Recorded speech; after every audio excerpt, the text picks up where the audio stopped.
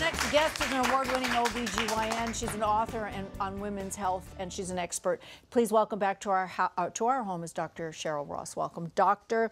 So over 9,000 people are diagnosed with osteoporosis every year. Exactly what is it?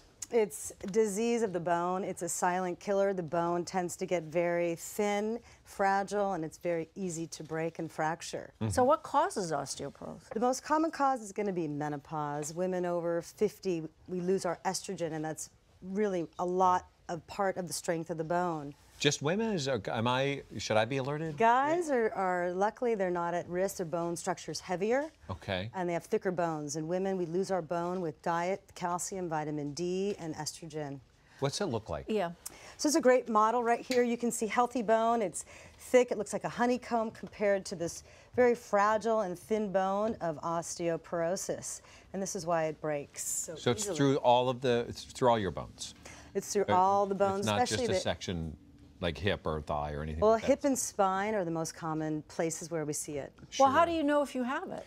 The best way to know is to get a bone density screening test. It's like an x-ray, and basically it's x-ray of the thickness of your bone, and that's how the diagnosis is made. When should you start getting them? Women start at 50 and then every 2 years thereafter, or if you've had a previous break or family history, you might be a candidate. It's interesting because my mom just suffered 2 broken hips, one at Christmas and then one just in April. And there's been the conversation as to what happened, Mom, because she got up and we didn't know if it broke and then she fell or she fell and then broke it. So I don't know if this is involved. Is there, when something like this comes about, is there a cure for it? Is there a way to reverse this, or once you have it, you're... Yeah, there's no real cure, but you definitely can take medications to stop the process of bone loss, and you can have a very healthy diet and certainly regular exercises that have... This is more prevention, you're saying, not reversing of it? The medications can actually do a little bit of reversal, and making sure you're eating plenty of calcium and vitamin D. Vitamin D is really important. But what can you do, like if you do have it, what kind of exercises should you do, and what kind of food should you include in your diet? So you want to do weight-bearing exercises. It can be low impact, such as fast walking or elliptical or on a Stairmaster. Certainly jogging is helpful. Those are good exercises to do. And as far as diet, you want to make sure you're getting dietary calcium, vitamin D, and eating a lot of protein, and eating a very colorful diet. Yeah.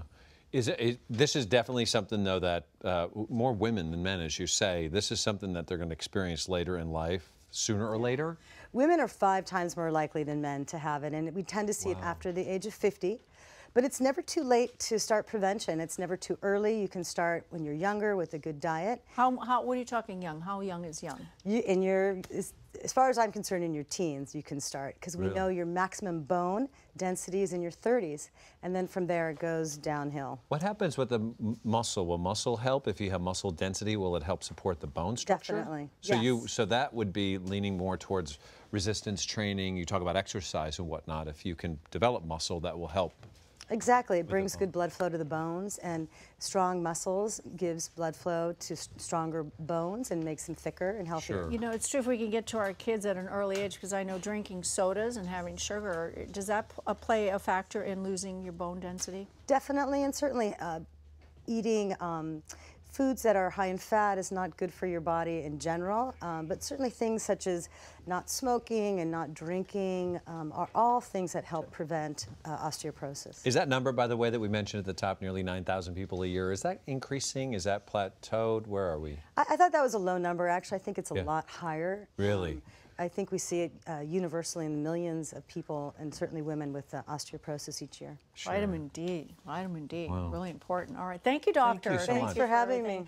You can find more information, valuable information, on our website, or you can visit drsherry.com there at the bottom of your screen. Thank you, Dr. Sherry. We're coming back with one of the sharp-dressed men I know, Matt Rogers. Thank you very much, sir. I'm just trying to take after you, but baby Sam is getting older, and at the end of the day, this is the first time I've ever had a baby girl, which means a lot of clothes. I'm going to tell you which one is daddy approved and daddy not approved.